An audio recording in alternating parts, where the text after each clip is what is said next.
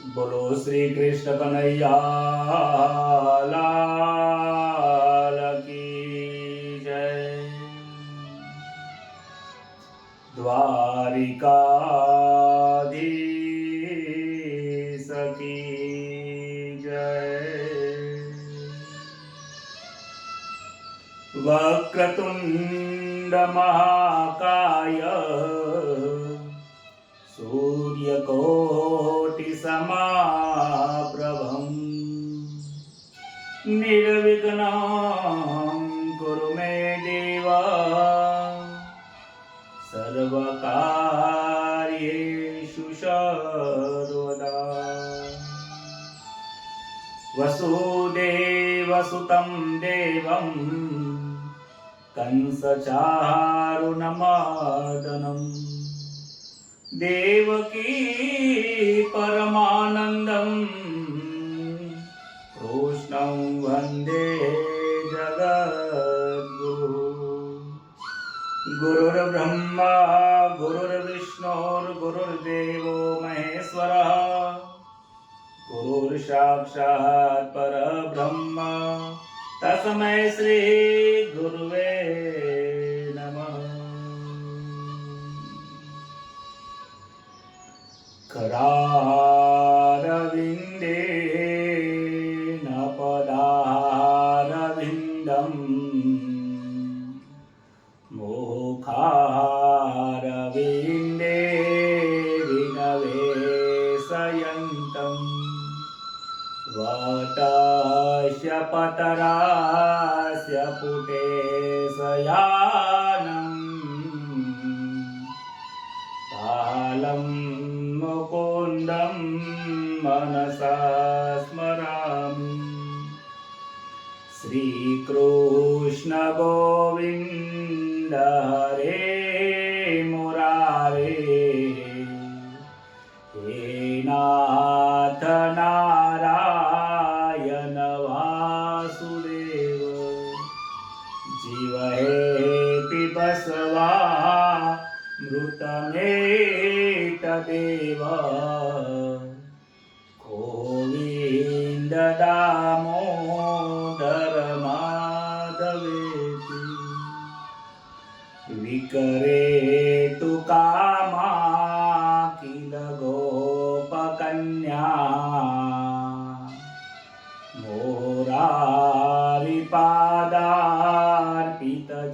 मोरारिपादार्पितचित्तवृत्ति दतियादिकं मोहवसादवोचन् गोविन्द दामोदर माधवेति गृहे गृहे गोपवधूकदम्बा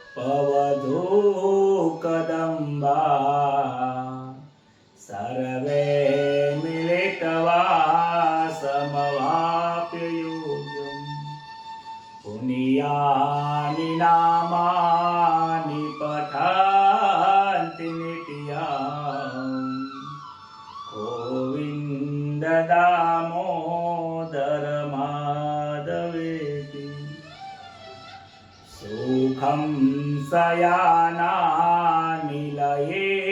निजेति नामानि विष्णोर्प्रवदन्ति मर्त्या तेने स्थितं तन्मयतां वदन्ति गोविन्द दामोदर माधवेति जीवे सदैवं भज सुन्दराणि नामानि कृष्णस्य मनोहराणि समस्तभक्तार्तिविनाशयानि गोविन्द दामोदर माधवेति सुखं शयाने इदमेव सारम्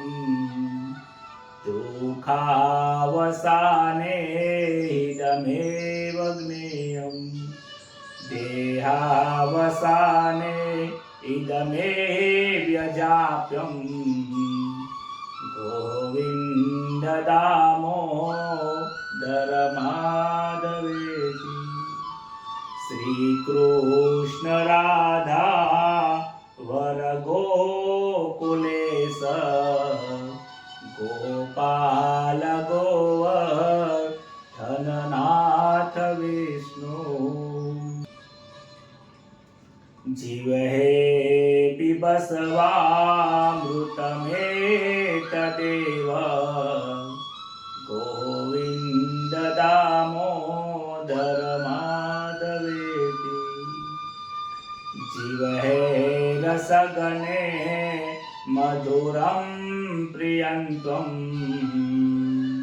सत्यं हितं तं परमं वदामि आवनयेता मधुराक्षराणि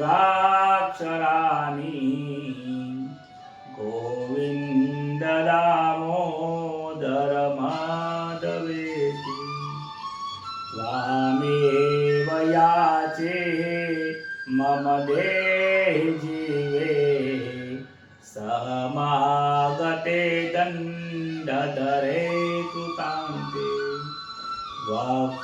वक्तव्यमेवं मधुरां सुभक्त्या गोविन्द दामोदर माधवेति गोविन्द दामोदर माधवेति। बोलो श्री कृष्ण कन्हैया लाल की जय।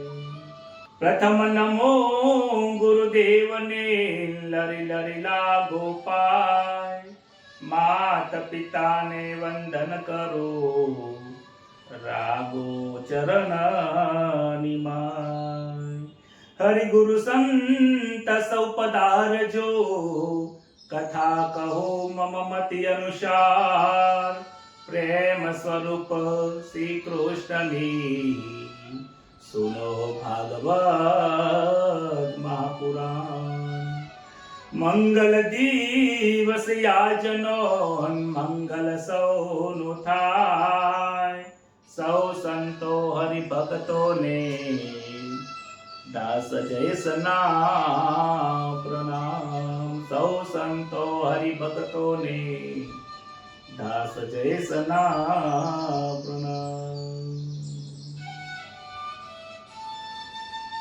श्री गणेशाय नमः श्री परमात्मने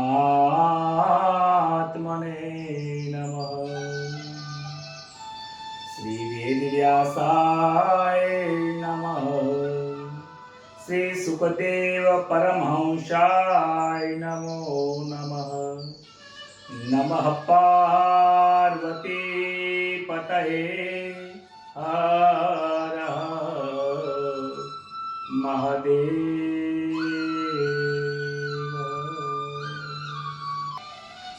परम पवित्र એવા શ્રી ભગવાન શ્રી કૃષ્ણની અપરંપાર કૃપા પ્રાપ્ત કરવા માટે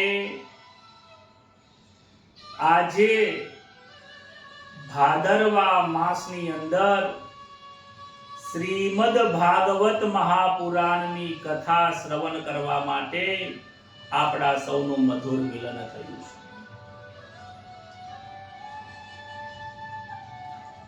મધુર મિલન ત્યારે થાય છે કે જ્યારે આ જીવાત્મા શિવની સાથે જોડાય છે। મધુર મિલન ત્યારે થાય છે કે જ્યારે દ્રષ્ટિમાં પ્રેમ જાગે છે। મધુર મિલન ત્યારે થાય છે કે જ્યારે ગોપીઓ જેવો પ્રેમ અને ભગવાન શ્રી કૃષ્ણ બંનેનું જ્યારે મિલન થતું હોય છે, જ્યારે હજારો જન્મો અને કોટી જન્મોથી વિખૂટો પડેલો આ જીવ જ્યારે એને સાચી સમજણમાં બેસે છે અને યાદ આવે છે કે મારું સાચું ઘર એ પરમાત્માનું ઘર છે અને ત્યારે મધુર મિલન થાય છે. અનેક કોટી જન્મથી આ મનુષ્ય જીવાત્માનો ભગવાન નારાયણથી પરમાત્માથી વિખૂટો પડ્યો છે. આ મનુષ્ય આ જીવ એ પોતે ભૂલી ગયો છે કે આ મનુષ્ય લોકમાં ભગવાને એને શાના માટે મોકલ્યો છે. મારે શું કરવાનું હતું, શાના માટે ભગવાને મને મોકલ્યો હતો અને શું કાર્ય કરવાનું હતું અને આજે હું શું કાર્ય કરી રહ્યો છું. ભગવાનની કૃપા આપણા સૌના ઉપર ખૂબ અસીમ છે. એટલા માટે જ આપણે આ ભાગવત કથાનું રસપાન કરવા માટે બેઠા છીએ. સજ્જનો, શ્રીમદ ભાગવતની કથા એ માત્ર કથા નથી, પરંતુ આ સંસાર સાગરમાં પ્રેમથી અને આનંદથી જીવવા માટેની આ કથા છે. આ ભાગવત એ પ્રેમનું સાગર છે. આ ભાગવત એ મનને શાંત કરે છે. ભાગવત પરમાત્માના દર્શન કરાવે છે. 2 દિવસ પહેલા મને 2 મિત્રએ મને ફોન કરીને કહ્યું કે મહારાજ તમારી કથા તો હું સાંભળું, પરંતુ સાંભળવાથી મને પ્રાપ્ત શું થશે, મને શું ફળની પ્રાપ્તિ થશે.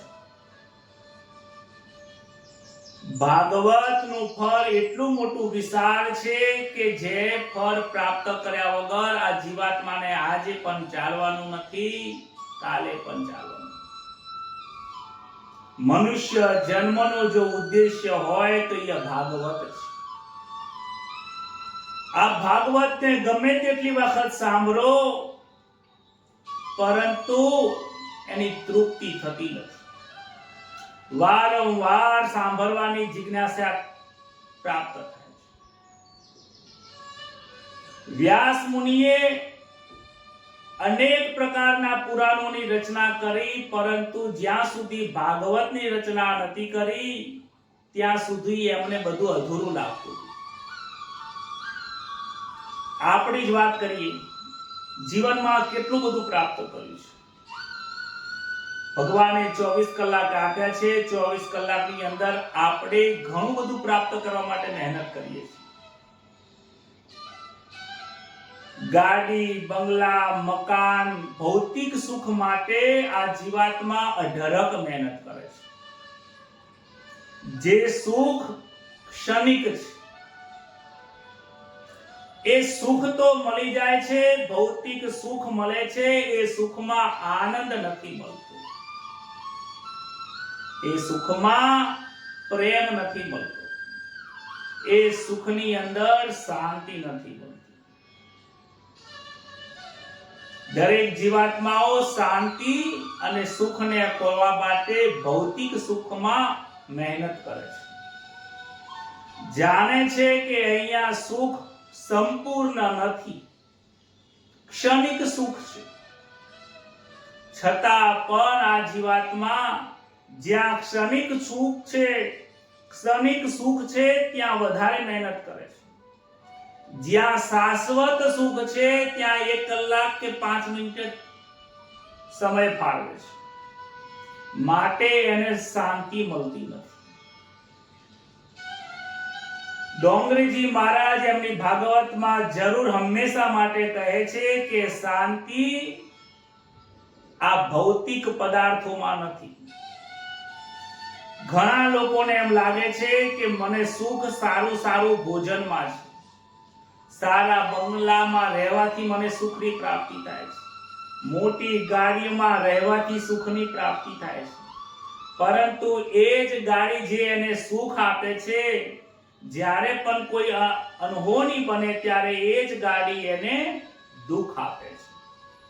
જે ભોજન ગમે છે એ ભોજન એ કરે છે, ત્યારબાદ એની પાચન ક્રિયા ન થતા પેટમાં દુખે ને, એટલે ત્યારે કહે કે મને પેટમાં દુખે છે. એ જ ભોજન એને સુખ આપતું હતું, એ જ ભોજન આજે એને દુઃખ આપે છે.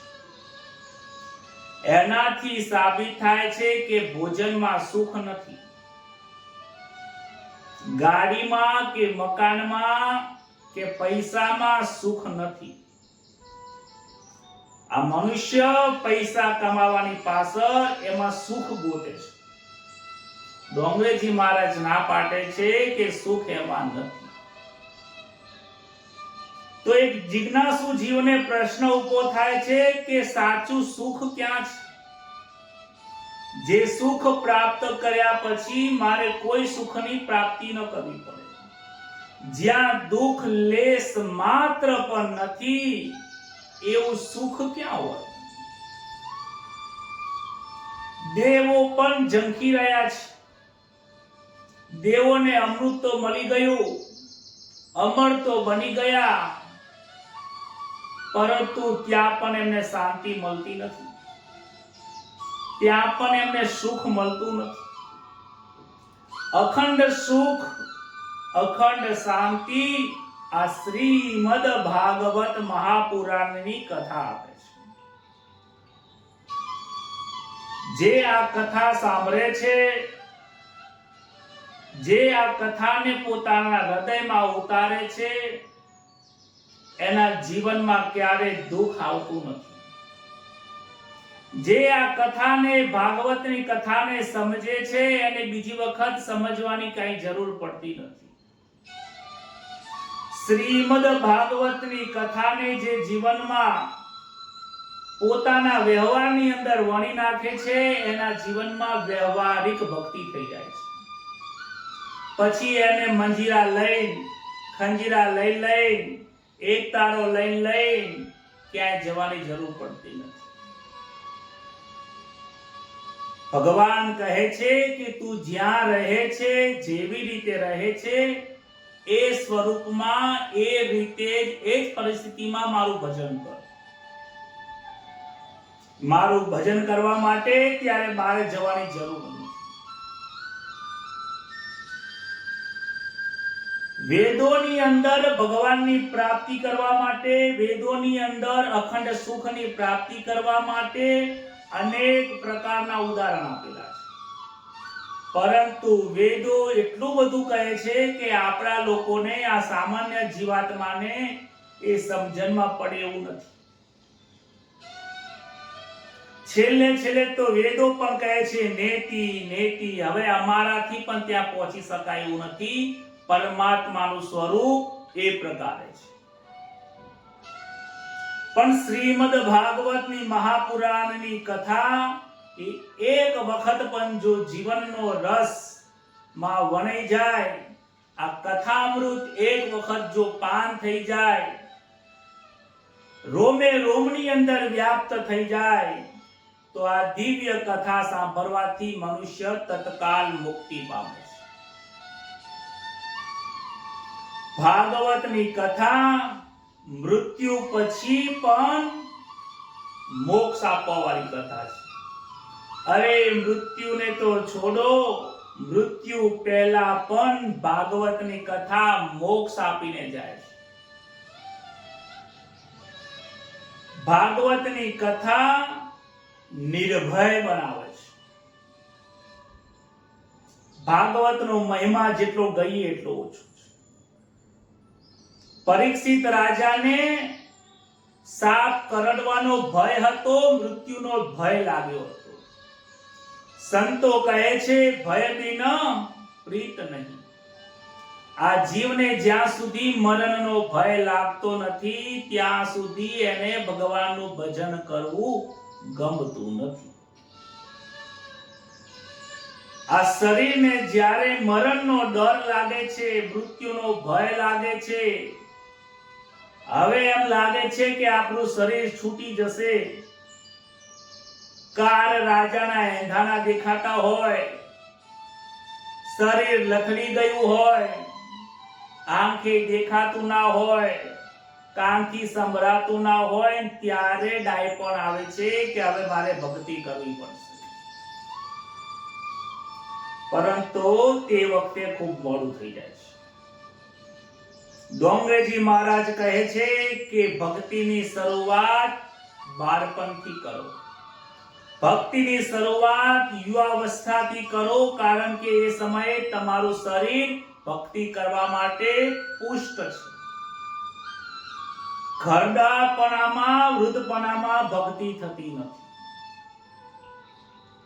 ડોંગરેજી મહારાજ ખૂબ સ્પષ્ટ રીતે સમજાવે છે કે જ્યાં સુધી આને મરણનો ડર નહીં લાગે, મૃત્યુનો ભય નહીં લાગે, ત્યાં સુધી આ જીવાત્મા પ્રભુનું ભજન નહીં કરે. જીવને મરણનો ડર આપો. પરીક્ષિત રાજાને મૃત્યુનો ભય લાગ્યો કે હું 7 દિવસમાં મૃત્યુ પામવાનો છું. એ ડરને લઈને સુખદેવજી મહારાજના શરણમાં જાય છે અને 7 દિવસની અંદર મુક્ત થઈ જાય છે. 7મા દિવસે ભાગવતની કથા સંપૂર્ણ સાંભળ્યા પછી સુખદેવજી મહારાજ પરીક્ષા કરે છે કે હે પરીક્ષિત, હજી પણ તારા મનમાં કોઈ શંકા હોય, ડર હોય તો મને કહી દે. જ્યાં સુધી અહીંયા હું બેઠો છું ત્યાં સુધી તક્ષકની આવવાની તાકાત નથી. અને જો તક્ષક આવશે તો એનું વિષ પણ અમૃત બની જશે. પરીક્ષિત કહે છે કે હે મહારાજ, હે ગુરુદેવ, આપના મુખારવિંદથી આ 7 દિવસ સુધી મેં જે શ્રીમદ ભાગવત મહાપુરાણની કથા સાંભળ્યા પછી મને હવે કોઈ ભય રહ્યો નથી. હવે મને કોઈ ભય નથી, હવે મને કોઈ દુઃખ નથી, હવે કોઈ હરખ નથી, હવે કોઈ શોક નથી. બસ મને તો એમ જ થાય છે કે ક્યારે મારા પ્રભુ નારાયણ તક્ષકના સ્વરૂપના આવે અને મને એમનો પ્રસાદ બનાવી લે. આજે મારી ભય નીકળી ગયો છે, હું અભય થઈ ગયો છું. ભાગવતની કથા અભય બનાવવાની કથા છે. તમને તમારા જીવનમાં, વ્યવહારિક જીવનમાં પણ જો ભય લાગતો હોય ને, વારંવાર ભાગવત કથા સાંભળજો.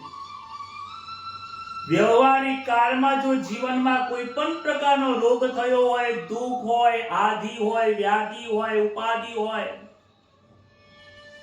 આપણા ભાગવતની કથા જરૂર સાંભળજો. ભાગવતની કથા સંસાર રૂપી મહાસાગરમાંથી તારવાની કથા છે. અખંડ સુખની પ્રાપ્તિ કરાવે એવી કથા છે. આ જીવ આ દેહની અંદર આવે છે. આ દેહમાં આવે છે તો આ દેહ એ એનું મહેમાન ખાનું છે.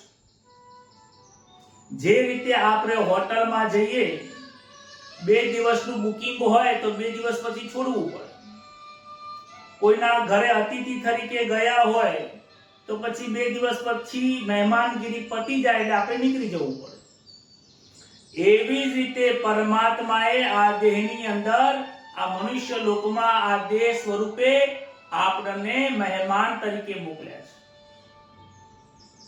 2 દિવસના મહેમાન અને કેટલાય દિવસની મજદૂરી. ડોંગરેજી મહારાજ કહે છે કે આ દેહને તમે પોતાનું ઘર માનશો નહીં. આ ઘરને જ્યારે તમે તમારું પોતાનાપણું છોડી દેશો, દેહાધ્યાસ છોડી દેશો, હું આ દેહ નથી, આ દેહને ચલાવનારો જે ઈશ્વર છે એનો અંશ છું, એવું જ્યારે સમજણમાં આવી જશે ત્યારે આ ભાગવત આપણા હૃદયમાં ઉતરી જશે. સુખદેવજી મહારાજે આ ભાગવતની અંદર કહે છે, નિગમ કલ્પતરો ગર્લિતા ફલા સુખ મુખાદ્રુમ દ્રવ્ય સંયુતા પિબત ભાગવતમ રસામલય મોહરસો રસે ભુવિ ભાવિતા. વેદ સ્વરૂપ કલ્પ વૃક્ષ જે આ ભાગવતની કથા છે, દરેક વેદોનો જો કોઈ સાર હોય તો આ ભાગવત છે. 18 પુરાણોનો જો કોઈ સાર હોય તો આ ભાગવત છે. એ ભાગવતનું પરિપક્વ જે ફળ છે એ સુખદેવજી મહારાજે એમના પવિત્ર મુખારવિંદથી અમૃત સમાન કરીને આ ધરતી ઉપર, આ પૃથ્વી ઉપર આપણા માટે વહેતું મૂક્યું છે. અને એ ભાગવતનું રસપાન કરીને શ્રોતાઓ પોતાના હૃદયની અંદર હરખાય છે અને પોતાના જીવનમાં તેઓ ધન્ય બની જાય છે.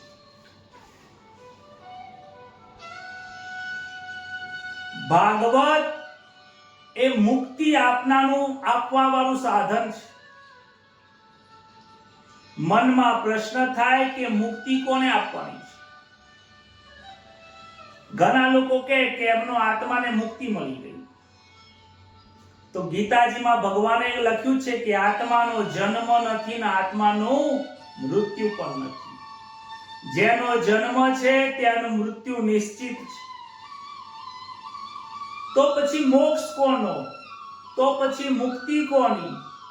આ પ્રશ્ન ઉભો થાય છે. ત્યારે ભાગવત કહે છે કે મુક્તિ આત્મા માટે નથી, મુક્તિ મનની છે.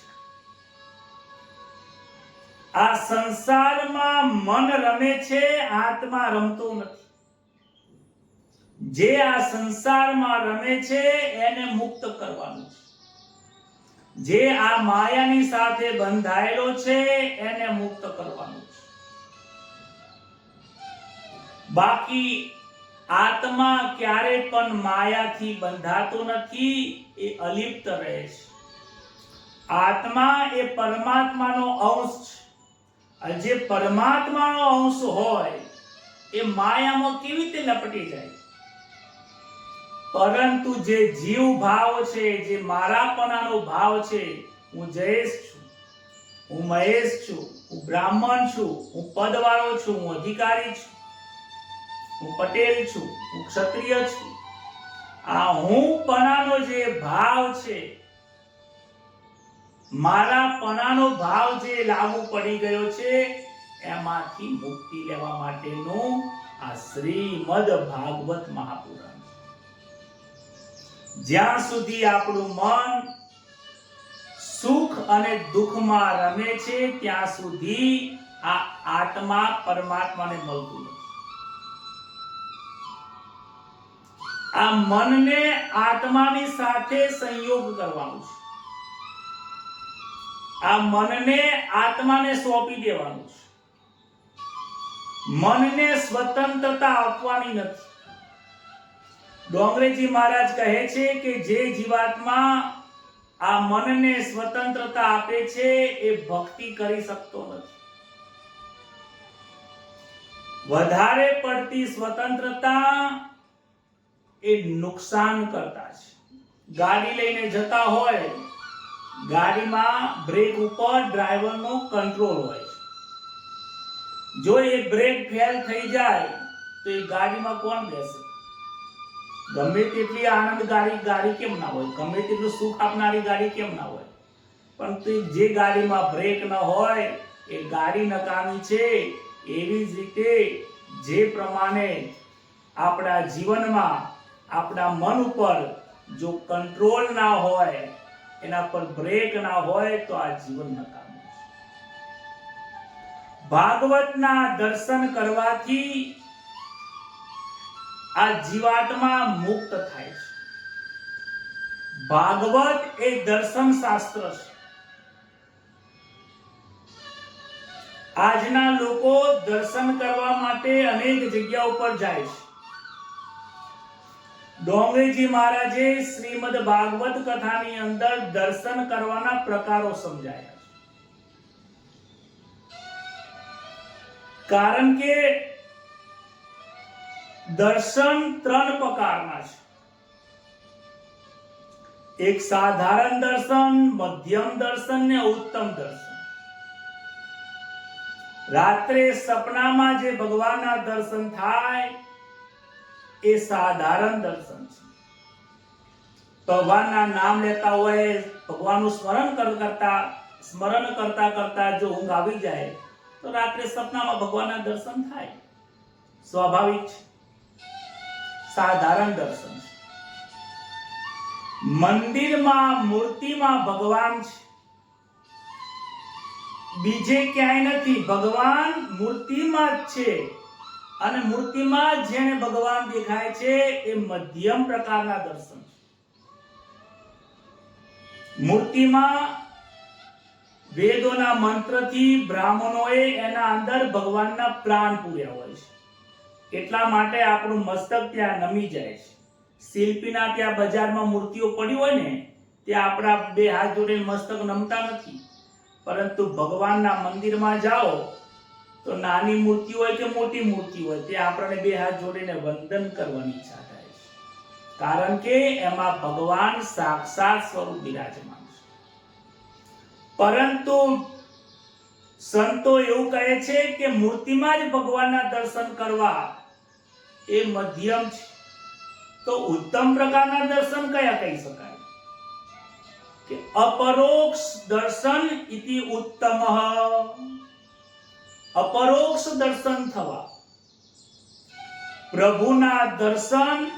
આ પ્રભુએ જે સંસાર બનાવ્યો છે, ઈશ્વરે જ્યાં સંસાર બનાવ્યો છે એ સંસારમાં જે પણ વસ્તુઓ છે, આ આંખેથી જે દેખાય છે, દરેક વસ્તુની અંદર પરમાત્માના દર્શન કરવા મારો શ્રી કૃષ્ણ દરેકમાં વસી રહ્યો છે.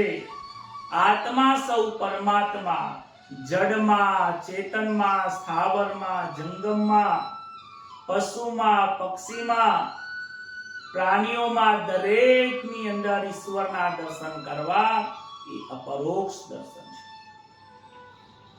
પરંતુ આજના સમયની અંદર દર્શન કરતા પ્રદર્શન વધી ગયું છે. મંદિરોમાં જઈએ તો ત્યાં દર્શનનો મહિમા ઓછો થઈ ગયો છે. આજે પ્રદર્શનીનો મહિમા વધી ગયો છે. તમે જોજો, મંદિરમાં જશો તો ત્યાં પ્રદર્શની ઘણી બધી ગોઠવી હશે. એ દર્શન કરવા માટે મારા લાલાઓ ત્યાં આવતા નથી, ત્યાં ભગવાનના દર્શન કરવા આવતા નથી, ત્યાં પ્રદર્શની જોવા આવે છે. મંદિરમાં ઘણી બધી ભીડ આવે એના માટે પ્રદર્શની કરવામાં આવે છે. ડોંગરેજી મહારાજ કહે છે કે પ્રદર્શનીના દર્શન કરવાથી ફાયદો શું છે? એકવાર મનમાં વિચાર કરો કે મોટી મોટી જગ્યાઓ પર પ્રદર્શની જે ભગવાનની ગોઠવેલી હોય, એ પ્રદર્શનીથી ફાયદો શું છે? એનાથી આપણા આત્માનું કલ્યાણ શું થવાનું છે?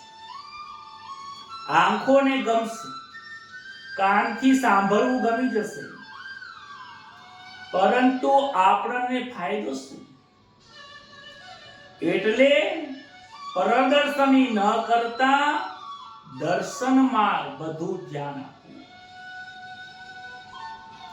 કારણ કે જ્યાં સુધી પરમાત્માના દરેક જીવમાં દર્શન થતા નથી, ત્યાં સુધી પરમાત્માના સાક્ષાત્કાર થતો. અપરોક્ષ સાક્ષાત્કાર કરવો એ જ આ મનુષ્ય જન્મનું લક્ષ્ય છે. મૂર્તિમાં ભગવાન છે, એ જ ભગવાન મારા હૃદયમાં પણ છે. મારામાં જે ભગવાન છે એ મૂર્તિમાં છે, એ સ્ત્રીમાં છે, એ પુરુષમાં છે, એ બાળકમાં છે, દરેકમાં એ ચૈતન્ય જીવાત્મા નો એ અંશ, પરમાત્માનો અંશ તરીકે એમાં બિરાજમાન છે. ભગવાનના ત્યાં દર્શન કરવામાં આ જીવને ત્યાં ખૂબ આનંદ આવે છે. પરમાત્માના 3 પ્રકારના સ્વરૂપ કયા છે? ભાગવત કહે છે સચ્ચિદાનંદ રૂપાય, સત, ચિત અને આનંદ સ્વરૂપ જે છે એ પરમાત્માનું સ્વરૂપ છે, જે સત્ય સ્વરૂપ છે, આજે પણ છે, કાલે પણ હશે, હંમેશા સનાતન, જે સદાકાળ સત્ય રહેવા વાળો છે. એ ચિત્ત અને ચિત્ત એટલે કે જ્ઞાન સ્વરૂપ છે, અને જે આનંદ સ્વરૂપ છે, આ ત્રણ સ્વરૂપ પરમાત્મા છે. સચ્ચિદાનંદ રૂપાય વિશ્વોત્પત્યાદિ હેતવે તાપત્રય વિનાશાય. ત્રણ પ્રકારના સંસારમાં દુઃખ છે, આદિ દૈવિક, આદિ ભૌતિક, આધ્યાત્મિક. આ ત્રણ પ્રકારના મહાન જે દુઃખો છે, એ દુઃખોને જે દૂર કરવા વાળા છે, શ્રી કૃષ્ણાય વયમ નમઃ. એવા શ્રી કૃષ્ણ ભગવાનને હું વંદન કરું છું. તમે વિચાર કરીએ તો જો શ્રી કૃષ્ણની આગળ શ્રી લખવામાં આવે છે, એ શ્રી કહેતા રાધાજીનું નામ છે. એ શ્રી એ લક્ષ્મીનું સ્વરૂપ છે. રાધાજી એ પ્રેમની મૂર્તિ છે. પ્રેમ વિના પરમાત્માના દર્શન થતા નથી. લોકો રાધે રાધે બોલે છે, પણ રાધે રાધે ના જેમ પ્રેમ પ્રાપ્ત નથી કરી શકતા. રાધે બોલવાથી રાધે રાધે થઈ જતું નથી. રાધે કોણ છે, રાધા કોણ છે, રાધાજી નું સ્વરૂપ કેવું છે, એ સમજ્યા વગર રાધે રાધે કરવું નિરર્થક. શ્રીમદ ભાગવતની મહાપુરાણની આ કથા એ રાધાજીનું વર્ણન ખૂબ સરસ કર્યું છે. રાધાજી એ જ પ્રેમનું સ્વરૂપ છે, અને પ્રેમ એ જ રાધા છે. રાધા અને પ્રેમ એક સિક્કાની બે બાજુ નહીં, પરંતુ એ આખો સંપૂર્ણ સિક્કો છે. રાધા વગર પ્રેમ અધૂરો છે, પ્રેમ રાધાજી વગર અધૂરો છે. શંકર મહારાજ કહે છે, પ્રેમ વિશે નહીં પીડા રે, પીડા તો પાખંડ મારે. પ્રેમ સ્વરૂપ છે પોતે શ્રેવૈ કુઠરા, ઉપર જઈ બેઠી રે, પ્રેમ ગલીમાં પેઠી રે, સુરતા મારી છેલડી રે. આ સંસાર જે છે એ હદમાં રહે છે. આ સંસારના હદની બહાર પ્રેમની ગલી ભગવાન શ્રી કૃષ્ણની બિરાજમાન છે. મારી સુરતા એ પ્રેમ ગલીમાં પેઠી છે. એ પ્રેમ ગલીમાં સુરતા મારી રમી રહી છે. એ પ્રેમની અંદર ક્યાંય દુઃખને આવવાની કોઈ જગ્યા નથી. જ્યાં દુઃખ હોય છે ત્યાં પ્રેમ નથી. જ્યાં પ્રેમ હોય છે ત્યાં દુઃખ નથી. જો તમને કોઈને પ્રેમ કરવાથી યા પ્રેમ આપવાથી જો દુઃખ થાય તો સમજજો કે સાચો પ્રેમ નથી. પ્રેમ કરવા માટે એક જ ઉત્તમ સાધન છે, પરમાત્મા સિવાય આ જગતમાં કોઈને પ્રેમ કરવા માટે કોઈ લાયક નથી. સ્નેહ બધાથી રાખો, પ્રેમ પરમાત્માથી જ કરો. ભક્તિમાં પ્રેમનું ખૂબ મહત્વ છે. ભક્તિ માર્ગના જો કોઈ આચાર્ય હોય તો એ ગોપીઓ છે. ભક્તિ માર્ગથી યોગથી પરમાત્મા સુધીની પ્રાપ્તિ થાય છે. જે પ્રેમ સ્વરૂપ પરમાત્માનું ભજન કરે છે એને દુઃખ રહેતું નથી. જે સુખ અને દુઃખ થાય છે એ આ મનના કારણો છે. મનના કારણથી જ આ જીવાત્માને સુખ થાય છે. મનના કારણે જ આ જીવાત્માને દુઃખી થાય છે. બાકી પ્રેમ કોઈને દુઃખી કરતો નથી. શ્રી રાધાજી પ્રેમ સ્વરૂપ છે. ભાગવતમાં લખ્યું છે કે શ્રી કૃષ્ણને ક્યારેક ક્યારેક ક્રોધ આવી જાય. જ્યારે કોઈ રાક્ષસોનો સંહાર કરવો ને તો કદાચ એમને સાત્વિક ક્રોધ આવે. શ્રી રાધાજી ક્યારે પણ ક્રોધ કરતા નથી. શ્રી રાધાજી એ માનું સ્વરૂપ છે, પ્રેમની મૂર્તિ છે. જ્યારે તક્ષક નાગ પરીક્ષિત રાજાને કરડવા આવ્યો હતો ત્યારે પણ એ તક્ષક નાગની અંદર પણ એ રાજાને ભગવાનના દર્શન થાય છે. કોઈ સંસારમાં આપણો કોઈ શત્રુ હોય, આપણું અહિત વિચારવા વાળા હોય, એમાં પણ પરમાત્માના દર્શન કરવા એ જ ભાગવતનું ફળ છે. એ જ સાચું જ્ઞાન છે. હું ભગવાનનો છું, ભગવાન મારા છે, આ જે પ્રેમ છે. હું ભગવાનનો છું એ દાસ ભક્તિ છે. ભગવાન મારા છે એ પ્રેમ ભક્તિ છે. આ પ્રેમ ભક્તિની આ ભાગવત કથા છે. ભાગવતની કથા અમર કથા છે. જીવતા મુક્ત આપવા વાળી કથા છે.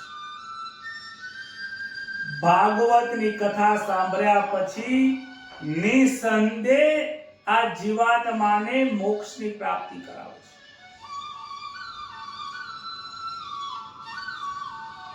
વ્યાસ આશ્રમની અંદર વ્યાસ મહારાજે 17 પુરાણોની કથા લખી છે. એમાં 18મા પુરાણ ભાગવત પુરાણની કથાની શરૂઆત કરે છે.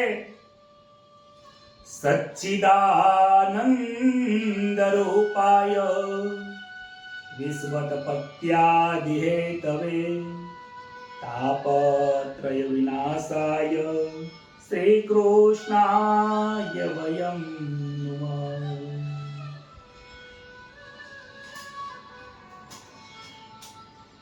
વ્યાસ મુનિએ ગણપતિ મહારાજને પ્રાર્થના કરી છે કે હે મહારાજ, હે ગણપતિ મહારાજ, આપ અહીંયા પધારો, મારે ભાગવતની કથા લખવી છે.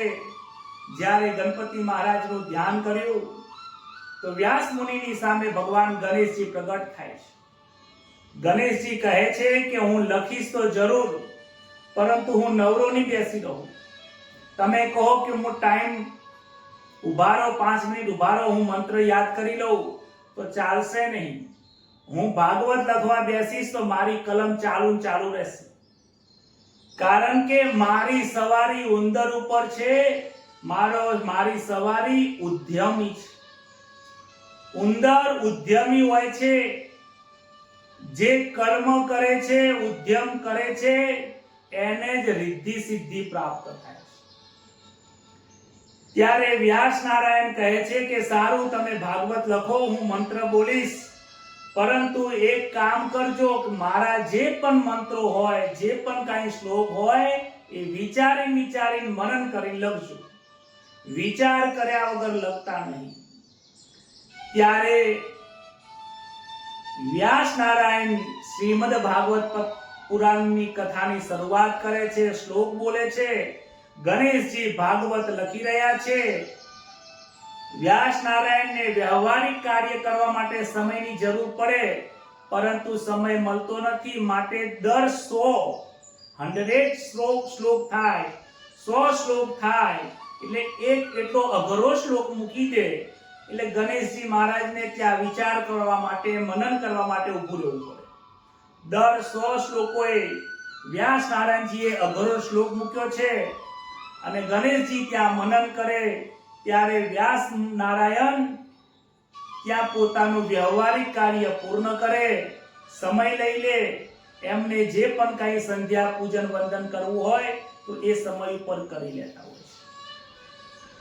ભાગવતના અંદર લક્ષ્ય અને લક્ષ્યાર્થનું બહુ મહત્વ છે. ભાગવતમાં ઘણી બધી જગ્યા ઉપર એવું લખ્યું છે કે ચિત્રકેતુ રાજાને 1 કરોડ રાણીઓ હતી. તો પામર જીવને, મનુષ્યને એવું લાગે કે 1 કરોડ રાણીઓ તો હોતી હશે. તો આ 1 કરોડ રાણી કોને કહ્યું, એ લક્ષ્યનો લક્ષાર્થ સમજવો જરૂરી છે. ચિત્રકેતુ નામનો રાજા એ વ્યક્તિના જીવન, એ પોતે જીવાત્મા છે અને એની જે પત્નીઓ કહી છે એ એના વિચારોને કહી છે. આ જીવાત્મા જેવો વિચાર કરે છે એ વિચારને આધીન બની જાય છે. જેમ એક પુરુષ સ્ત્રીને આધીન થઈને કાર્ય કરે છે, એવી રીતે આ જીવાત્મા એના મનના વિચારોને આધીન બની કાર્ય કરે છે. એટલે એ જે એની આધીનતા સ્વીકારી છે વિચારોને, મનને, એ મનના વિચારોને 1 કરોડ રાણીઓ કહી છે. વિચાર કરો કે આપણે આપણા જીવનમાં દરરોજ કેટલા આવા લગ્ન કરીએ છીએ. એટલે ભાગવતને સમજવું ખૂબ જરૂરી છે. વૃદ્ધાવસ્થા થઈ છે. વ્યાસ નારાયણનો ઘણો બધી ઉંમર વીતી ગઈ છે, વૃદ્ધ અવસ્થા થઈ છે અને વૃદ્ધાવસ્થાની અંદર 17 પુરાણોની લખ્યા પછી એ 18મું પુરાણ આ શ્રીમદ ભાગવત પ્રેમ શાસ્ત્ર, આ કથાની શરૂઆત કરે છે. આ કથાને લખ્યા પછી એમના મનની અંદર એક વિચાર આવે છે કે મને એક પુત્રની પ્રાપ્તિ થઈ હોત તો વધારે સારું હતું. વૃદ્ધાવસ્થામાં વ્યાસજીને પુત્રેચ્છાની ઈચ્છા થાય છે. મનમાં વિચાર કરે છે કે મેં આ ભાગવત તો લખી દીધું, આ ભાગવતનો વિચાર કર્યા પછી આખો ગ્રંથ તૈયાર થઈ ગયો, પરંતુ આ ભાગવતનો જન જન સુધી વિસ્તાર કોણ કરશે, એ વિસ્તાર કોણ કરશે, એનો વિચાર લઈને મનમાં વિચાર આવે છે કે મને જો એક પુત્રની પ્રાપ્તિ થઈ હોત તો હું આ ભાગવત ધર્મ એમને હું સમજાવું. ભગવાન શંકર વૈરાગ્યના સ્વરૂપ છે. રાધા, કૃષ્ણ, લક્ષ્મી નારાયણ બધાની સાથે તેઓ વિરાજમાન છે. ભગવાન વ્યાસજી શિવજીને 2 હાથ જોડીને વંદન કરીને કહે છે કે હે શિવજી, હે ભોળે શંભુ, તમે મારા ઘરે પુત્રના સ્વરૂપમાં પ્રગટ થાઓ. આ કાર્ય તમારે કરવાનું છે. તમે મારા ઘરે પુત્રના સ્વરૂપમાં જન્મ થાય એવી હું તમારી પાસે માંગણી કરું છું. અને પુત્રના સ્વરૂપમાં આવ્યા પછી તમે આ ભાગવતનો પ્રચાર કરો. વ્યાસજીએ શંકર ભગવાનની આરાધના કરી છે. શિવજી પ્રસન્ન થાય છે. વ્યાસજી માગે છે, સમાધિમાં કહે છે કે આનંદ આપ ભોગવો છો, જગતને આનંદ આપવા વાળા હે પરમ સ્વરૂપ, રુદ્ર સ્વરૂપ, હે મહારાજ, તમે મારા ઘરે પુત્રના સ્વરૂપે પ્રગટ થાઓ. શિવજી કહે છે કે હું તો પુત્ર સ્વરૂપે કેવી રીતે પ્રગટ થાઉં? હું માયાથી તો અલિપ્ત રહું છું. મને સંસારમાં આવવું ગમતું નથી. વ્યાસજી મહારાજ કહે છે કે અનેક જીવોના કલ્યાણ અર્થે હે પ્રભુ તમારે આવવું પડશે. ત્યારે વ્યાસ નારાયણની પ્રાર્થના સાંભળીને શિવ કૃપાથી વાટિકાજીના પેટમાં ગર્ભ રહે છે. સુખદેવજી મહારાજ એ મહાદેવજીનો અવતાર છે. ભગવાન વિષ્ણુને અનેક જન્મની કથાઓ છે. ભગવાન શંકરની જન્મની કથાઓ હોતી નથી, કારણ કે ભગવાન શંકરને જન્મ લેવો ગમતો નથી, સંસારમાં આવવું ગમતું નથી. એમને સંસારની બહાર રહેવું ગમે છે, કારણ કે તે વૈરાગ્યના આચાર્ય છે. વાટિકાજીના પેટમાં ગર્ભ રહ્યો છે. સુખદેવજી ભગવાન શિવનો અવતાર હતા. તેઓ જન્મથી નિર્વિકાર હતા. સુખદેવજીના જન્મની કથાઓ તો અનેક પુરાણોમાં વિસ્તારથી આપેલી છે. સુખદેવજી માતાના પેટમાં વાટિકાજીના પેટની અંદર ગર્ભની અંદર 16 વર્ષ સુધી રહ્યા છે. વ્યાસજી કહે છે કે બેટા, તારી માતાને બહુ ત્રાસ થાય છે. આમ તો 9 મહિનામાં ગર્ભમાંથી બાળક બહાર આવી જાય છે. આજે 16 વર્ષ થઈ ગયા છે. હે પુત્ર, તું બહાર આવ. તું બહાર કેમ આવતો નથી? સુખદેવજી ગર્ભમાં રહીને કહે છે, જવાબ આપે છે કે હું સંસારના ભયના કારણે હું બહાર નથી આવતો. મને સંસારનો ડર લાગે છે. મને માયાનો ડર લાગે છે. જો માયા મને વળગી જશે તો હું શું કરીશ? મને માયાથી આધીન થવું ગમતું નથી. વ્યાસજી કહે છે, હે પુત્ર, હું તને આશીર્વાદ આપું છું કે માયા તને વળગશે નહીં. ત્યારે સુખદેવજી ગર્ભમાં રહે કહે છે, અરે તમે આ વાત કેવી કરો છો? પુત્ર પુત્ર કહીને મને બોલાવો છો, બેટા બેટા કહીને બોલાવો છો, અને તમે કહો છો મને માયા નહીં વળગે. તમને જ માયા વળગેલી છે તો તમે મને માયામાંથી બહાર નીકળવાના આશીર્વાદ કેવી રીતે આપો છો? આશીર્વાદ એમના ફરે છે કે જે એના લાયક હોય. આશીર્વાદ એમના જ ફરે છે કે જે માયામાં અલિપ્ત હોય, જે માયામાં ન હોય. એ આવીને મને જો આશીર્વાદ આપે તો જ મને આશીર્વાદ ફરે છે. સુખદેવજી કહે છે કે હું માયામાં આવવા માંગતો નથી. તમે મને વિશ્વાસ આપો કે જે વ્યક્તિ માયામાં ન ફસાયા હોય એ મને આવીને આશીર્વાદ આપે. વ્યાસજી માધવરાયને માધવ શ્રી કૃષ્ણને પ્રાર્થના કરીને કહે છે, હે માધવરાય, હે દ્વારિકાધીશ. માયાનો માધવનો મતલબ થાય છે મા એટલે માયા. ધવનો અર્થ થાય છે પતિ. જે માયાનો પતિ છે એ જ માધવરાય, એ જ ભગવાન શ્રી કૃષ્ણ. આ માયાની ઉત્પત્તિ ભગવાન શ્રી કૃષ્ણ પરમાત્માએ જ કરી છે. કારણ કે આ પ્રકૃતિ જે છે એ પરમાત્માની છે. પરંતુ આ પ્રકૃતિને, આ સંસારને આપણે કરી દઈએ છીએ કે મારી છે. મારી મારી કરીએ છીએ એટલે માર ખાઈએ છીએ. પરંતુ જો એવું વિચારીએ કે આ સંસાર આખો જ પ્રભુ તારો છે, હું ખુદ તારો છું, બધું જ તારું છે, આ બધું જ કાર્યો હે ઈશ્વર તારું છે, હે માયાપતિ આ બધું જ તમારું છે, મારું કાંઈ જ નથી.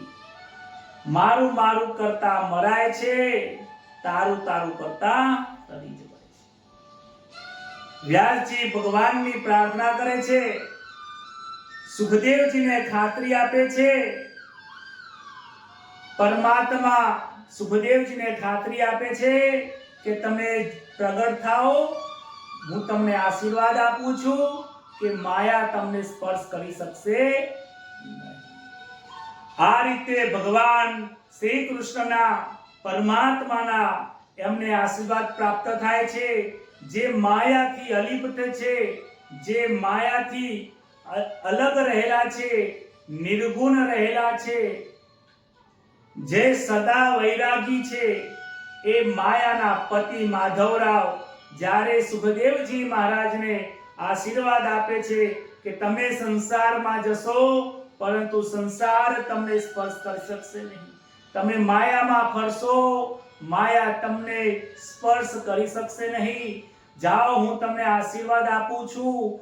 જેમ કમળ કાદવમાં રહે છે, કાદવ કમળને સ્પર્શ કરતું નથી, એવી જ રીતે આ સંસાર અને માયા હે સુખદેવ તમને સ્પર્શ નહીં કરે. તમે પ્રગટ થાઓ. આટલું જ કહ્યા પછી માતા વાટિકાજીના ગર્ભમાંથી 16 વર્ષના સ્વરૂપમાં શ્રી સુખદેવજી મહારાજ પ્રગટ થયા છે. બોલો શ્રી સુખદેવજી મહારાજ કી જય. કૃષ્ણ કનૈયા લાલ કી જય. જય જય શ્રી રાધે, જય જય શ્રી રાધે. 16 વર્ષની અવસ્થા થઈ છે. બ્રહ્મના સ્વરૂપમાં દર્શન થયા છે. સંસારમાં આવા બે જ પુરુષો થયા છે. એક સુખદેવજી મહારાજ છે અને એક વામદેવ મહારાજ છે, જે વામન સ્વરૂપમાં હતા. આ બંનેને આ પૃથ્વી ઉપર જ્યારે પણ જન્મ લીધો ત્યારે એમને આ માયાનો, આ સંસારનો સ્પર્શ થયો નથી. વ્યાસજીની પત્નીનું નામ વાટિકાજી છે. વાટિકાજીને તે વખતે ઘણું દુઃખ થાય છે, કારણ કે એ જન્મ લીધા પછી એ ત્યાંથી નીકળી જાય છે. એ ઊભા રહેતા નથી.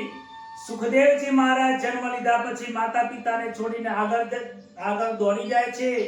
પાછળ એમના પિતાજી એમને હે પુત્ર કહીને ઊભા રહો. હે સુખદેવ ક્યાં જાય છે? ઊભો રહે. તારી માતાને તારા પિતાને છોડીને ક્યાં જાય છે? માતાને ઈચ્છા હોય કે મારા પુત્રના લગ્ન કરાવો, એવી ઈચ્છાઓ છે. વાટિકાજીને પણ એવું હતું કે હું પણ મારા પુત્રને લગ્ન કરાવું, પરંતુ શું કરું? મારો દીકરો નિર્વિકાર બ્રહ્મ સ્વરૂપ છે. એ મારા પાસેથી દૂર થાય છે, દૂર જાય છે. એને રોકો. વ્યાસજી વાટિકાને સમજાવે છે, એ તારો રહ્યો નથી, એ હવે સર્વેશ્વરનો થઈ ગયો છે. સર્વેશ્વરનું કામ કરવા જાય છે, જગતનું કલ્યાણ કરવા જાય છે. હે વાટિકાજી, તમે હવે એની પાછળ દુઃખ ન કરો. પરંતુ માનું સ્વરૂપ, માનું હૃદય ભરાઈ ગયું છે. ગમે તે થાય, તમે મારા પુત્રને બોલાવો. વ્યાસ મુનિ પુત્રની પાછળ દોડે છે. હે પુત્ર, પાછો વળ. મને છોડીને તું જઈશ નહીં. હે પુત્ર, તું ચિંતા ના કરીશ. હું તને લગ્ન નહીં કરાવું. હું તને લગ્ન કરવાની આગ્રહ નહીં કરું. તું ચિંતા કરીશ નહીં. હે પુત્ર, તું અમને છોડીને જઈશ. સુખદેવજી તો ભાન ભૂલી ગયા છે. ઈશ્વરનું સ્વરૂપ છે, મહાદેવજીનો અંશ છે. તે કહે છે કે કોણ પિતાજી અને કોણ માતાજી? તમે મને લૌકિક સંબંધી બોલાવો છો, માટે તમે લૌકિક સંબંધમાં જોડાયેલા છો.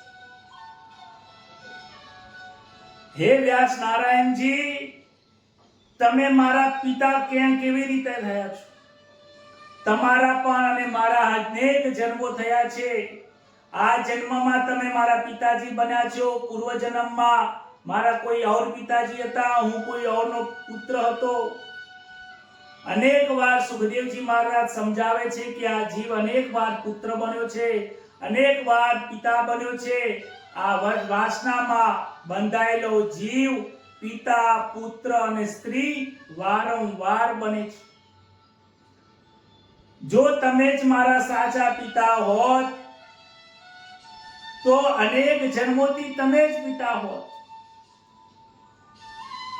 તો પિતા ક્યારેક પુત્ર બની જાય છે, પુત્ર ક્યારેક બીજા જન્મમાં એનો પિતા બની જાય છે, સ્ત્રી બની જાય છે.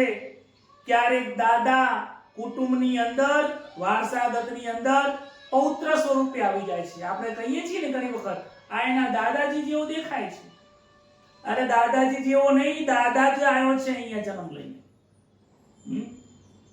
કારણ કે એ અધૂરો યોગ પૂરો થઈ, જે બાકી રહી ગયો છે એ વાસનાઓ અહીંયા પૂર્ણ કરવા માટે આવ્યો છે. વાસના એ જ પૂર્વ જન્મનું કારણ બને છે. પિતાજી, તમારા અનેક જન્મો થયા છે, મારા અનેક જન્મો થયા છે. તમે મારા સાચા પિતા નથી. મારા સાચા પિતા એ પરમ સ્વરૂપ પરમાત્મા છે. તમે મારી પાછળ દોડશો નહીં, તમે પરમાત્માની પાછળ દોડો. પુત્રની પાછળ દોડશો તો દુઃખની પ્રાપ્તિ થશે, પરમાત્માની પાછળ દોડશો તો પ્રેમ સ્વરૂપ આનંદની પ્રાપ્તિ થશે. બોલો રાધે રાધે. સૂતજીએ સુખદેવજીને પ્રણામ કરીને કથાનો પ્રારંભ કર્યો છે. વ્યાસજી સુખદેવજી મહારાજ કહે છે કે આ નદીનો જે કાંઠો છે એ નદીના કાંઠાની એક કાંઠાની બાજુમાં હું ભગવાનનું ભજન કરું, આ નદીના બીજા કાંઠા ઉપર તમે ભગવાનનું ભજન કરો. આપણે બધા ભગવાનનું ભજન કરીએ. સંસારની અંદર ભલે રહો પરંતુ સંસારમાં મનને પરોવશો. આમ સુખદેવજી મહારાજ નો ઉપદેશ અને જ્ઞાન, જે પોતાના પુત્રનું જ્ઞાન જોઈને વ્યાસજીને પણ ખૂબ આનંદ થાય છે કે આજે બાપ કરતા પુત્રો સવાયો થયો છે. સૂતજીએ સુખદેવજી મહારાજને પ્રણામ કરીને કથાનો પ્રારંભ કર્યો છે. એકવાર નૈમિષારણ્યની અંદર 88,000 ઋષિઓનું સત્ર થયું છે. જેમ અત્યારે આપણે મીટિંગો થાય છે ને, એવી રીતે બ્રહ્મ સત્ર થયું છે, જે અયોધ્યાની પાસે આવેલું છે, જ્યાં દેવકી ગંગા બિરાજમાન છે, પુષ્કી રાણી ત્યાં તીર્થ છે, ત્યાં સૂતજીની ગાદી બિરાજમાન આજે પણ છે. સર્વ કથાઓનો સાર શું છે એ અમને સંભળાવો. આમ સાંભળીને સૂતજી ત્યાં કથા કરે છે. સૌનક ઋષિઓ કહે છે કે જ્ઞાન, વૈરાગ્ય અને ભક્તિ વધે એવી કથા અમને તમે સંભળાવો. અમારા જીવનમાં જ્ઞાન તો છે પરંતુ ભક્તિ નથી, અને ઘણામાં ભક્તિ છે પરંતુ જ્ઞાન નથી, અને ઘણા એવા ઋષિઓ છે કે જ્ઞાન છે, ભક્તિ છે પણ વૈરાગ્ય નથી. અને અહીંયા તો જ્ઞાને પણ નથી, ની ભક્તિ પણ નથી, વૈરાગ્ય પણ નથી. હે મહારાજ, એવી કથા સંભળાવો કે અમને પ્રભુમાં પ્રીતિ જાગે, પ્રભુમાં પ્રેમ જાગે, એવી અમારે કથા સાંભળવાની ઈચ્છા છે. સૌનકાદી ઋષિઓ કહે છે આપ એવી કથા કરો કે અમને ભગવાન શ્રી કૃષ્ણના દર્શન થઈ જાય. જ્ઞાન, વૈરાગ્ય, ભક્તિ વધારવા વાળી આ શ્રીમદ ભાગવતની કથા છે. આ કથા સાંભળ્યા પછી તો મારા પણ અનેક પાપો દૂર થઈ ગયા છે. આ કથા સાંભળ્યા પછી મને પણ આનંદ આવ્યો છે. આ કથા સાંભળ્યા પછી મને પણ ભક્તિમાં મન મારું ડૂબ્યું છે. આ કથા કર્યા પછી, આ કથા સાંભળ્યા પછી મને પણ એમ થાય છે કે વારંવાર હું ભગવાનના ગુણો ગાતો રહું, ભગવાનનું ભજન કરતો રહું. આ રીતે હું તમને કથા શ્રવણ કરાવતો રહું. તમે પણ સૌ પ્રેમથી આ રીતે 21 દિવસ સુધી આ રીતે કથા સાંભળતા રહો. આનંદની આ કથાની આપણે રસપાન કરીએ. આ કથા બ્રહ્માજીએ નારદજીને પહેલા કરી હતી. આ કથા સૌ પ્રથમ બ્રહ્માજીએ નારદજીને કહી હતી. કથા સાંભળ્યા પછી નારદજીના જીવનમાં અનેક પ્રકારના બદલાવ આવ્યા હતા. કહે છે કે કથા સાંભળ્યા પછી જો જીવનમાં ફેરફાર ન આવે, બદલાય નહીં, તો એ બરાબર કથા સાંભળી નથી. કથા એ જીવનનો થાક ઉતારવા વાળી છે. સૌનકાદી ઋષિઓ કહે છે કે અમારું ભક્તિ, જ્ઞાન અને જીવનમાં વૈરાગ્ય આવે એવી અમારે કથા સાંભળવી છે.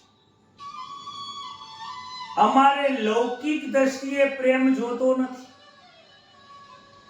અલૌકિક પ્રેમની પ્રાપ્તિ કરવી છે. કથાઓ તો ઘણી સાંભળી છે, પરંતુ આ અમર કથા નથી સાંભળી. ઠાકોરજીમાં પ્રેમની પ્રાપ્તિ થાય, ભગવાન શ્રી કૃષ્ણની સામે પ્રત્યક્ષ વાતો અમારે કરવી છે. જેમ ગોપીઓ અને રાધાજી શ્રી કૃષ્ણના વિરહની અંદર પણ સાક્ષાત દર્શન કરતી હતી, એવી જ રીતે અમારે અહીંયા અપરોક્ષ દર્શન ભગવાનના કરવા છે. ડોંગરેજી મહારાજ કહે છે, વક્તા જો શ્રોતામાં ભગવદ ભાવ ન રાખે તો કથામાં ભગવાન પધારતા નથી. કથાના વક્તા અને કથાના શ્રોતાઓ બંનેનું જો ભગવાન પરાયણ થઈને પ્રભુમાં પ્રીતિ રાખીને જો કથા કરે અને સાંભળે, તો જ આ કથા મંડપની અંદર ભગવાનની પ્રાપ્તિ થાય છે અને આ પધારે છે. સુતજી કહે છે કે આ એવી દિવ્ય કથા છે. 7 દિવસમાં પરીક્ષિત રાજાએ તો કથા સાંભળીને એ મોક્ષમાં ગયા. ત્યારે હું એ જગ્યા ઉપર બેઠો હતો. પરીક્ષિત રાજાને સુખદેવજી મહારાજે કથા સંભળાવી અને તક્ષક નાદ કરડવા આવ્યો. તેની પહેલા જ પરીક્ષિત રાજા મોક્ષ પદને પામ્યા હતા, વૈકુંઠમાં પ્રાપ્તિ કરી હતી. એ મેં મારા સાક્ષાત આ નજરે નજર નિહાળી છે. એ હું તમને સાક્ષાત્કારની કથા આજે હું તમને સંભળાવું છું. હે ઋષિઓ, તમે સાવધાન થઈને સાંભળો. અવધૂતનો અર્થ થાય છે વાસના રહિત. પરીક્ષિતને ખાતરી હતી કે 7મા દિવસે મારો કાર આવવાનો છે, માટે તેઓ તન્મય થઈને કથા સાંભળતા. એ એક ક્ષણ માટે પણ ભગવાનને ભૂલ્યા નથી.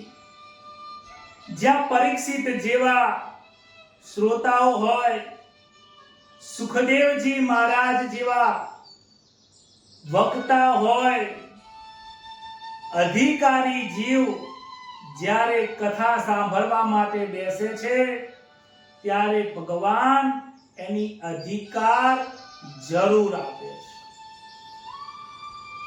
ભાગવતને પહેલો જે સ્કંદ છે એ અધિકાર લીલા છે. અત્યાર સુધીમાં આપણે જે 1 કલાક સુધી સત્સંગ જે ભાગવતનો મહિમા સાંભળ્યો છે, એ ભાગવતનો મહિમા છે.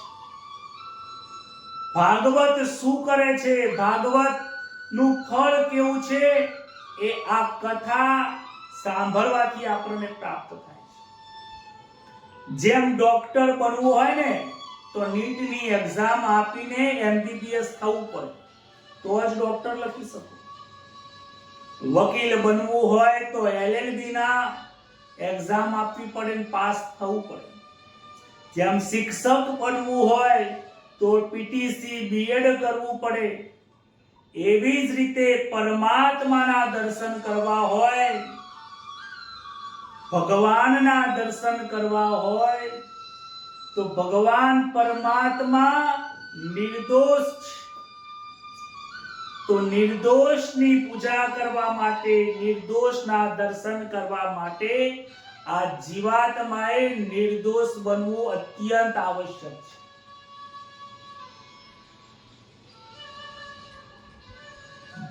ભગવાન પરમાત્મા નિર્ગુણ નિરાકાર છે. જ્યાં સુધી આ જીવાત્મા 3 ગુણોમાં છે, સત્વ, રજસ, તમો ગુણ, આ 3 ગુણની બહાર જઈને પર ન થાય, ત્યાં સુધી પરમાત્માના દર્શન થતા નથી, તે અધિકાર પ્રાપ્ત થતો નથી. ભગવાન કહે છે કે મારી પ્રાપ્તિ કરવા માટે હું જે રીતે નિર્ભય છું, એવી જ રીતે તું નિર્ભય થઈને મારા શરણમાં આવીશ તો જરૂર તને હું અધિકાર પ્રાપ્ત કરાવીશ. સંસારમાં ભજન તો ઘણા કરે છે, પરંતુ ભજન કરતા એમની ભય જતો નથી. જ્યાં ભય છે ત્યાં ભક્તિ નથી, જ્યાં ભક્તિ છે ત્યાં ભય નથી. ગીતાજીમાં ભગવાન શ્રી કૃષ્ણ કહે છે ને, મામેક શરણમ વ્રજ. હે અર્જુન, તું બધું કઈ વિચારીશ નહીં, તું બધું જ મને આપી દે. તું ફક્ત મારા શરણમાં આવી જા, તારી બધી જ જવાબદારી હું લઈશ. પરંતુ આપણે કહીએ તો છીએ, મંદિરમાં જઈએ, ભગવાનના શરણે જઈએ, પરંતુ 200 રૂપિયાના ચપ્પલ લાવ્યા હોય નવા નવા બાર, તો એક છોકરાને બહાર ઉભા રાખી, ઉભા રહે, તું અહીંયા ઉભો રહે, પહેલા હું દર્શન કરીને આવું, બહાર આવું, પછી તું દર્શન કરવા જજે.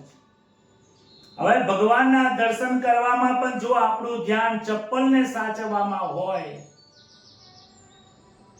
તો ડોંગરેજી મહારાજ કહે છે એને ભાગવતનું ફળ પ્રાપ્ત થતું નથી. ભાગવતની કથા સાંભળ્યા પછી નિર્ભયતા આવવી જોઈએ. ભાગવતની કથા સાંભળ્યા પછી પ્રેમનો રસ ઉભરાવવો જોઈએ.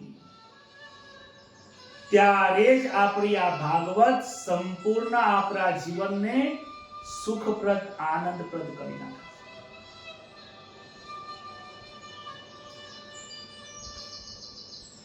ઋષિઓને કહે છે કે હે ઋષિઓ, આ સંસારનો મોહ છોડવો બહુ કાઠો છે.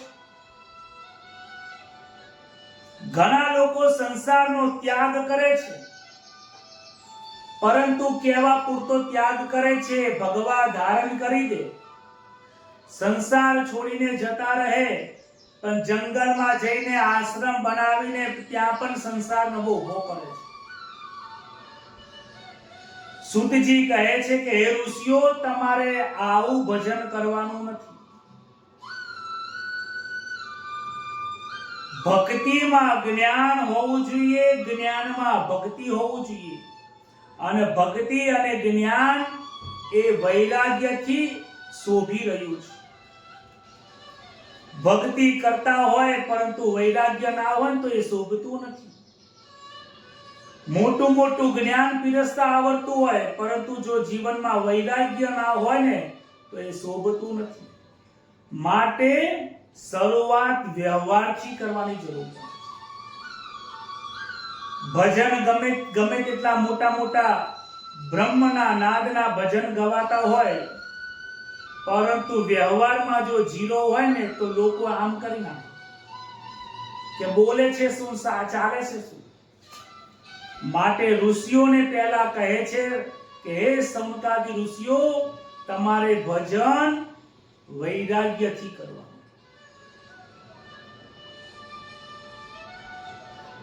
કથા સાંભળ્યા પછી જીવનમાં પલટો લાવવાનો છે. જો જીવનમાં પલટો આવે તો સમજજો કે મેં કથા બરાબર સાંભળી છે. સનત કુમારો નારદજીને કહ્યું, સંભળાવ્યું હતું. સનત કુમારોએ નારદજીને જે કહ્યું એ મહાત્મા હું તમને કહું છું કે મોટા મોટા ઋષિઓ બ્રહ્મલોક છોડીને વિશાળ ક્ષેત્રમાં કથા સાંભળવા માટે આવ્યા છે.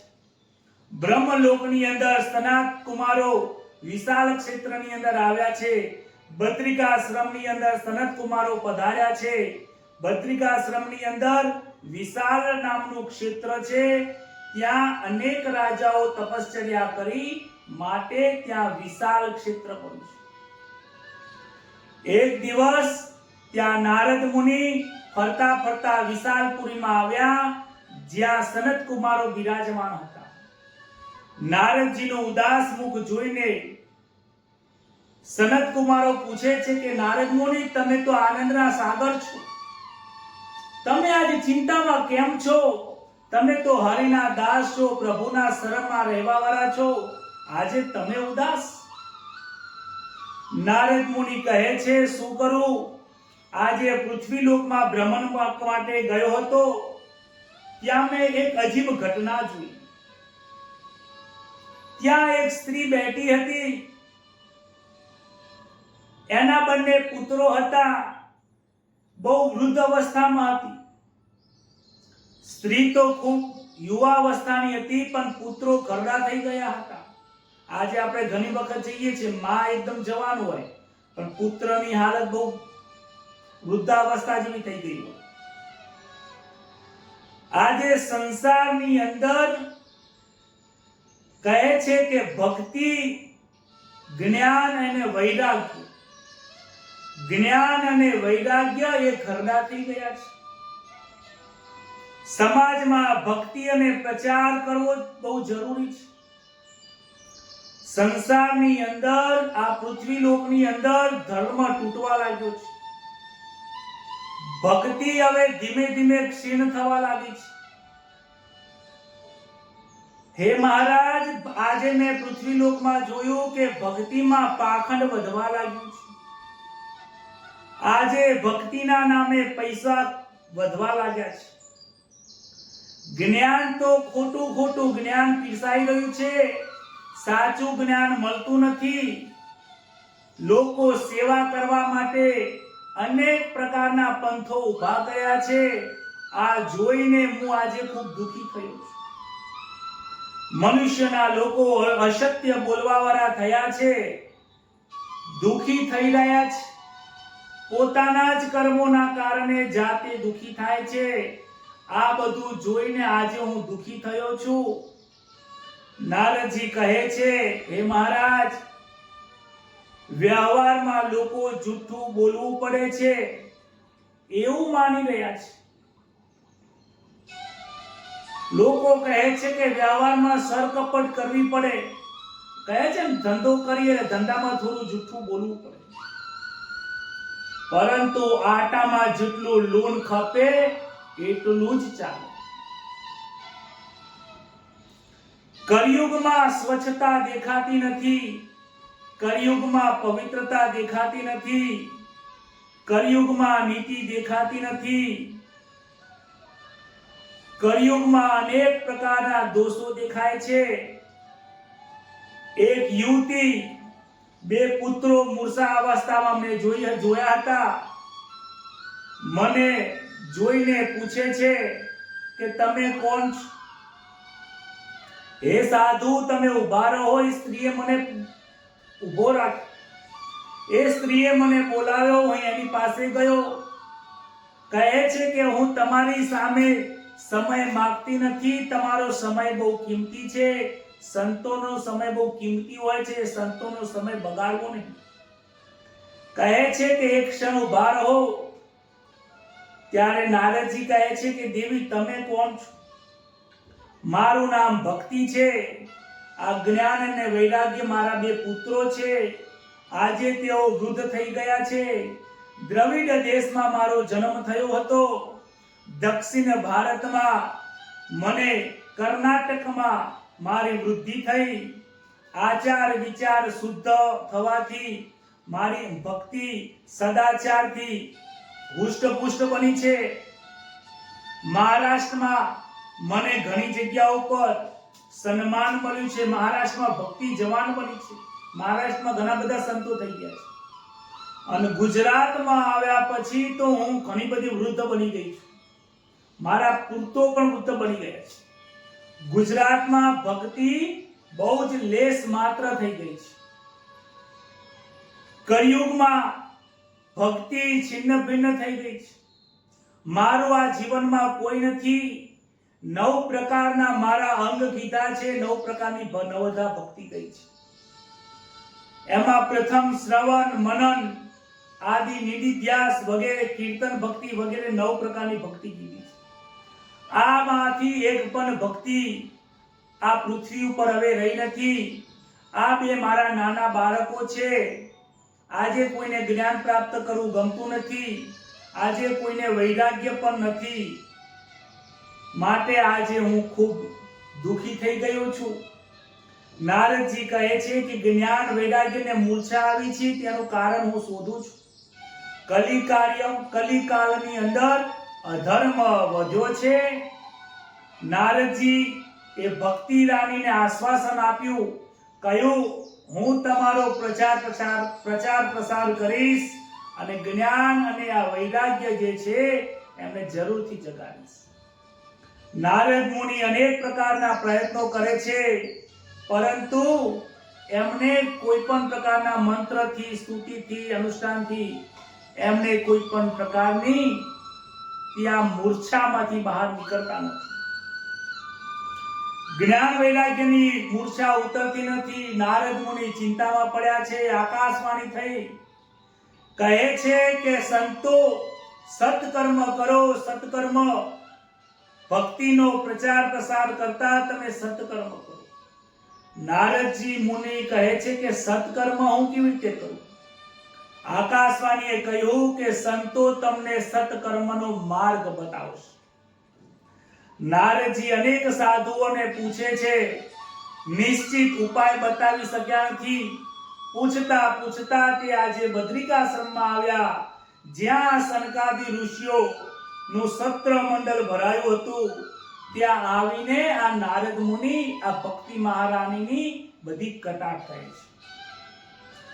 સનકાદિ ઋષિઓ કહે છે કે તમે દુખી થાઓ છો, તમારી ભાવના બહુ દિવ્ય છે, ભક્તિનો પ્રચાર કરવાની તમારી જે ઈચ્છા છે એ બહુ મહાન છે.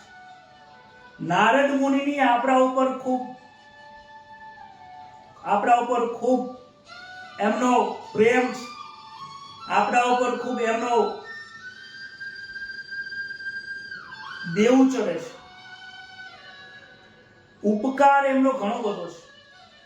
આ જો ભાગવત એમને જો અત્યાર સુધી ભક્તિ પ્રચાર પ્રસાર ન કર્યો હોત તો આપણા સુધી ના પહોંચ્યું. વેદ ભગવાન દૂધ જેવા છે, વિશાળ અનંત છે. આ કથા જ્ઞાન, ભક્તિ અને વૈરાગ્યને વધારનારી કથા છે. બધા લોકો ગંગાના કિનારે આવ્યા છે, ગંગાને કિનારે બેઠા છે. સનકાદિ નારદ મુનિ પણ ત્યાં આવ્યા છે, સનકાદિ ઋષિઓ પણ આવ્યા છે. સનત કુમારોને ત્યાં ઊંચા આસન ઉપર બિરાજમાન કર્યા છે. ગંગાના કિનારે આનંદ વન આવેલું છે. નારદ મુનિ બે હાથ જોડીને ઋષિ મુનિઓને ભાગવતનું પાન કરવા માટે બેઠા છે અને ત્યાં સત્કર્મની પ્રેરણા લઈને પુણ્યની પ્રાપ્તિ કરે છે. કથાનો ત્યાં આરંભ થાય છે, જય જયકાર થાય છે. બોલો શ્રી ભાગવત ભગવાન કી જય.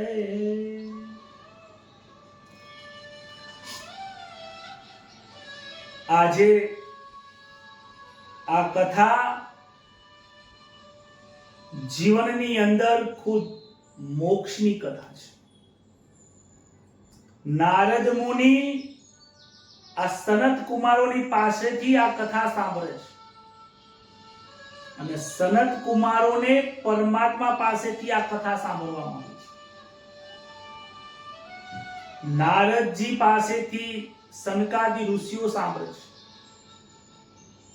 ત્યાંથી વ્યાસ નારાયણ થી સુખદેવજી, અને સુખદેવજી મહારાજ જોડેથી પરીક્ષિત રાજા જોડે, અને ત્યાંથી આ કથા આપણા આ ઘર સુધી પ્રાપ્ત થઈ. નારદ મુનિની, સુખદેવજી મહારાજનું આપણા ઉપર એટલું બધું ઋણ છે કે જો આ પ્રેમ રૂપી અમર કથાની જો શરૂઆત ન થયું હોત, રચના ન થયું હોત, તો આપણને આ પ્રેમ શાસ્ત્ર પ્રાપ્ત ન થયું. આજની આ કથા, આજનો આ ભાગવતનો મહિમા જેટલો ગાવો એટલો ઓછો છે. ભાગવતનો મહિમા આપણા હૃદયને શુદ્ધ કરે છે.